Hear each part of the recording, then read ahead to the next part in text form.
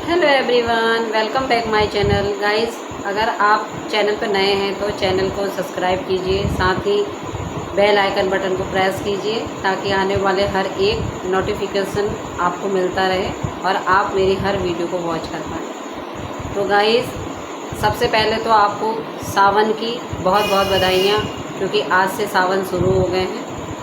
और भोले बाबा की खूब उपासना कीजिए, पूजा कीजिए, अर्चना कीजिए।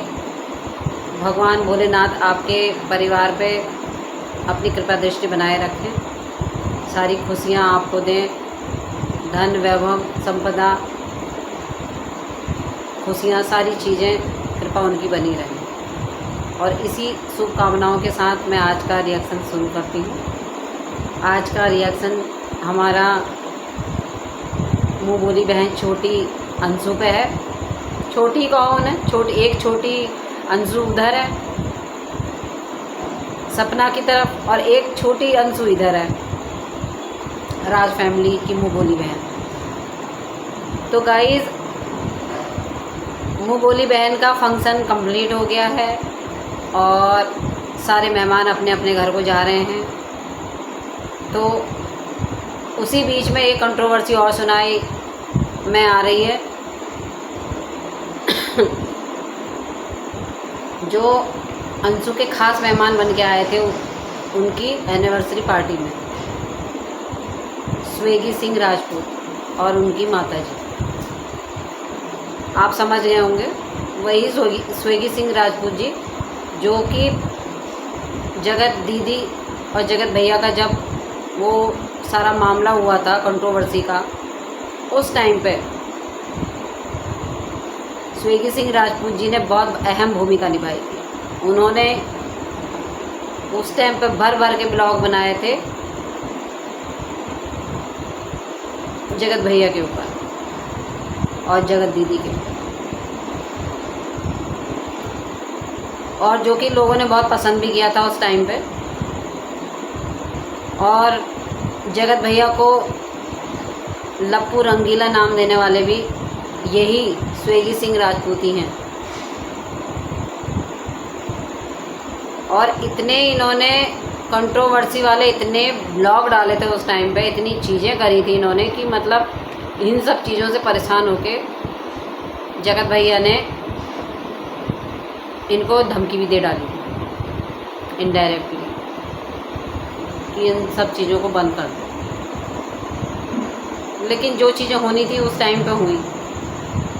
पर ये सोचिए आप कि इस टाइम पे मुँह बोली बहन ने कौन सी भूमिका निभाई है अपने मुँह बोले भाई के साथ। मुँह बोला ही कहो, उसकी तरफ से मुँह बोला है। राज परिवार ने तो अभी ऐसा कोई चीज़ इस लड़की के खिलाफ़ में नहीं बोली थी।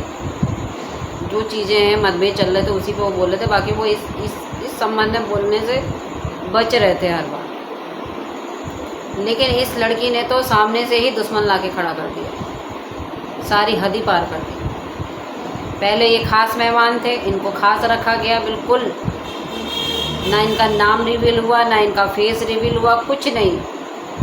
इनको बिल्कुल खास मेहमानों के बीच में बिल्कुल चीफ गेस्ट बना के एक तरफ रख दिया गया था, ताकि इनको बड़े धमाके के साथ प्रेजेंट किया जाए। और वो किया भी, क्योंकि ये इतने बड़े नहीं हैं, लेकिन जो ये राज परिवार के दुश्मन हैं, जो ये जगत भैया के दुश्मन हैं, ये उससे कंट्रोवर्सी इस चीज़ की हो गई है इस टाइम जो हुई, कि अंशु से ये उम्मीद नहीं थी कि वो इस तरीके की दुश्मनी निभाएगी राज परिवार से। जहाँ कुछ उम्मीदें अभी लग रही थी पीछे, अप्सरा मॉम के इतने अच्छे स्टेटमेंट आए थे अंशु के लिए कि उसको आप परेशान ना कहें, ना उसके लिए कुछ कहें, ना हमारे लिए कुछ कहें, उसको परेशान ना कहें, उसको आप कुछ कहते हो तो मुझे बुरा लगता है। दूसरी चीज़ उन्होंने अंशु को समझाने के लिए ये भी भेजा था, जो रो रो के उसने ब्लॉग बनाया था कि मैं अनाथ हूँ करके।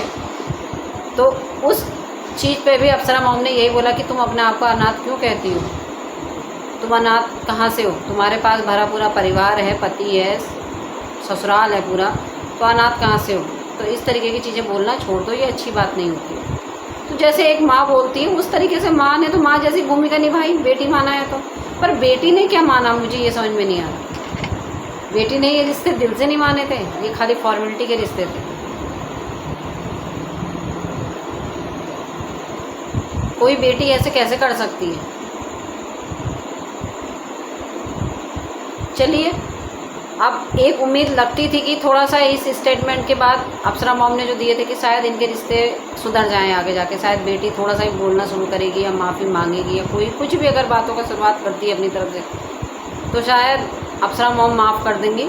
और घर के बड़े माफ़ करते हैं तो बच्चे भी माफ़ कर ही देते हैं, तो चीज़ें इनके बीच में शायद रिश्ते ठीक हो जाएंगे।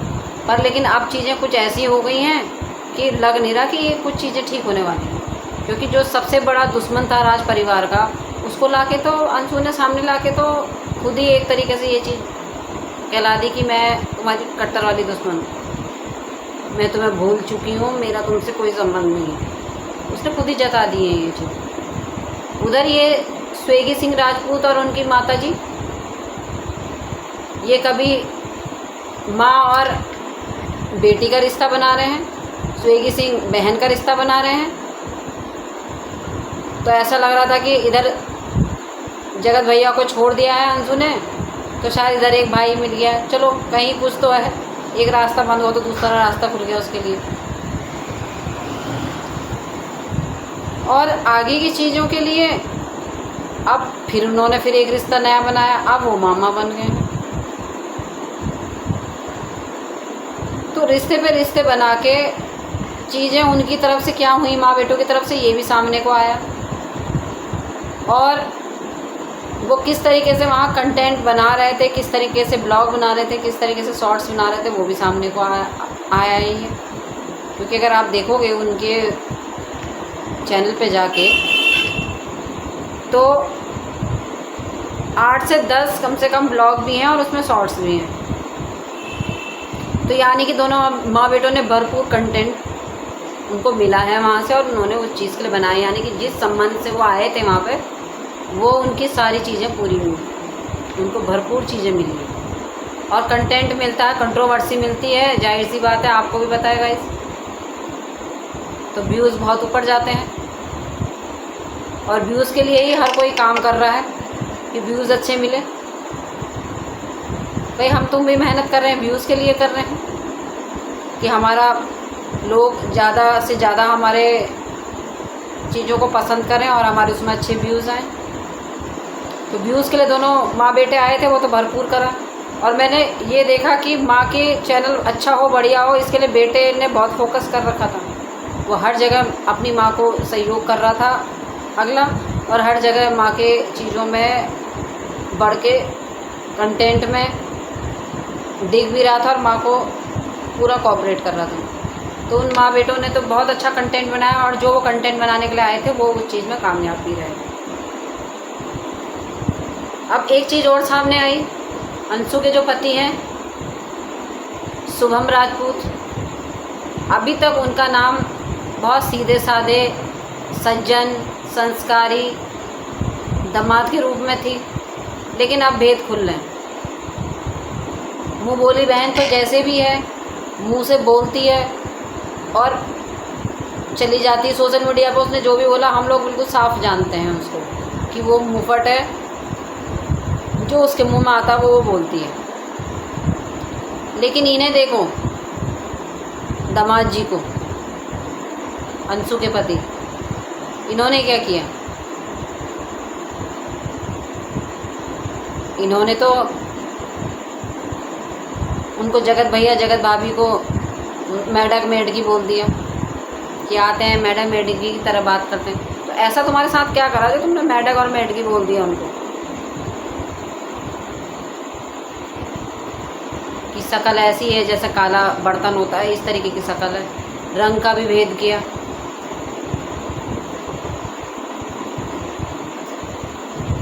तुम्हें तो बहुत अच्छा समझते थे दामाद जी, पूरी ऑडियंस तुम्हें अच्छा समझती थी, संस्कारी समझती थी। ये लगता था जहाँ अंशु शायद नादान है वहाँ पर आप बहुत समझदार हो, बहुत समझदारी से काम लेते हो और बहुत समझदारी से आप चीज़ों को कर रहे हो। इस तरीके से आपने इमिटेशन दिया या कहा या करा, लेकिन आपकी भाषा तो बड़ी अभद्र भाषा है। ऐसे कोई किसी को बोलता है? ये रंग तो भगवान के बनाए हुए हैं। काला भी है, गोरा भी है, सांवला भी है, सब तरीके के लोग रह रहे हैं।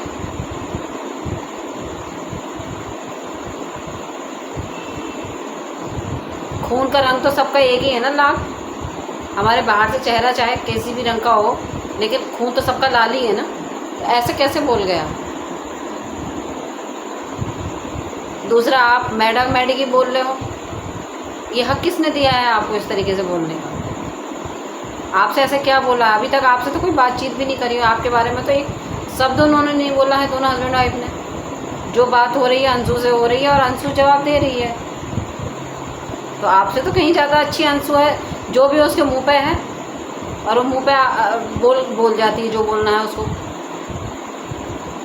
आपके भी पत्ते खुल रहे हैं धीरे धीरे। आप कितने संस्कारी हो, कितनी आपकी चीज़ें हैं, आपके भी पत्ते खुल रहे हैं। तो गाइस देखिए, इन सब चीज़ों को भी मुँह बोले भैया ने अपने ब्लॉग में डाल दिया। किस लिए? कंट्रोवर्सी बढ़ाने के लिए। और ये सब कुछ अंशु के पति के सामने हो रहा था। ब्लॉग भी बन रहे थे, शॉर्ट्स भी बन रहे थे, सब इनके सामने हो रही थी। और ये तब भी बोल बोल के मज़े ले रहे थे वहाँ पे। इन्हें ये नहीं लगा कि मतलब मैं क्या बोल रहा हूँ और ये चीज़ें क्या हैं, और ये सब बोल के मुझे क्या फ़ायदा है। जो एक रिश्ता कुछ सही बन रहा था, वो रिश्ता हमारा कहाँ को जा रहा है। अब आप सोचिए, ये कंट्रोवर्सी इन्होंने पैदा कर दी, और अंशु प्रेग्नेंट है। और जाहिर सी बात है, अगर इधर से जगत भैया की बहन अगर कुछ बोलती हैं तो फिर कंट्रोवर्सी होनी है। और अगर जगत भैया कुछ बोलते हैं तो भी कंट्रोवर्सी होनी है। और जब तुम दूसरे को छेड़ोगे तो दूसरा कुछ ना कुछ तो बोलेगा ही। गलत तो वो भी नहीं है फिर अगर बोलेगा तो आप सोच सकते हैं ये माँ बेटे सिर्फ कंटेंट के लिए गए थे, और कंटेंट का पूरा भरपूर अपने ब्लॉग में इस्तेमाल कर रहे हैं, अपने व्यूज़ बढ़ा रहे हैं। इतनी सी बात भी, मतलब ये बात भी इन्होंने ब्लॉग में अपने डाल दी बाकायदे, इसलिए कि व्यूज़ अच्छा आएँ और हमारा चैनल अच्छा हो जाए, बढ़िया हो जाए, हमारा मकसद पूरा हो जाए।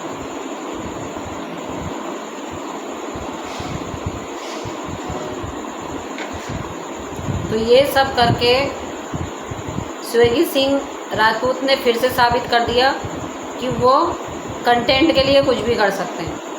लेकिन उन्होंने ये नहीं सोचा जिससे उन्होंने बहन का रिश्ता बनाया है, भांजी का रिश्ता बनाया, उसके ऊपर इस चीज़ का क्या प्रभाव पड़ेगा। अंशु भी प्रेग्नेंट है, अगर सामने की तरफ से जवाब आते हैं तो उसकी समझ लीजिए उसकी क्या हालत होगी। सुन के इस चीज़ पे तो असर तो पड़ेगा ही उसके ऊपर। और पढ़ना, जाहिर सी बात है, पढ़ना भी है, पढ़ना ही है। वो तो आप भी जानते हैं, हम भी जानते हैं कि ऐसे टाइम पे कैसी चीज़ें होती हैं।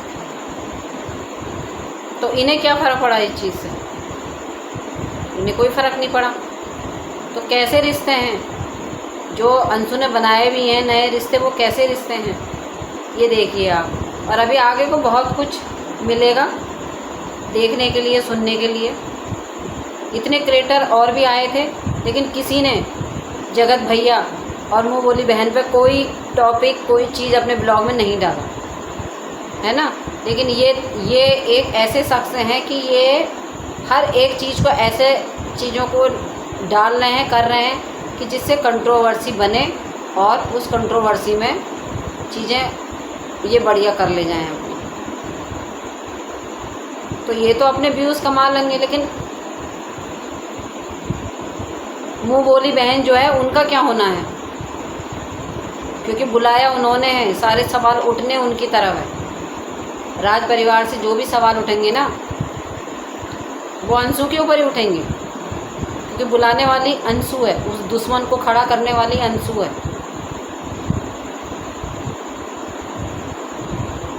तो देखिए गाइस आगे को और क्या क्या होता है। जितनी चीज़ें आगे को होती रहेंगी, अपडेट आपको मिलती रहेगी।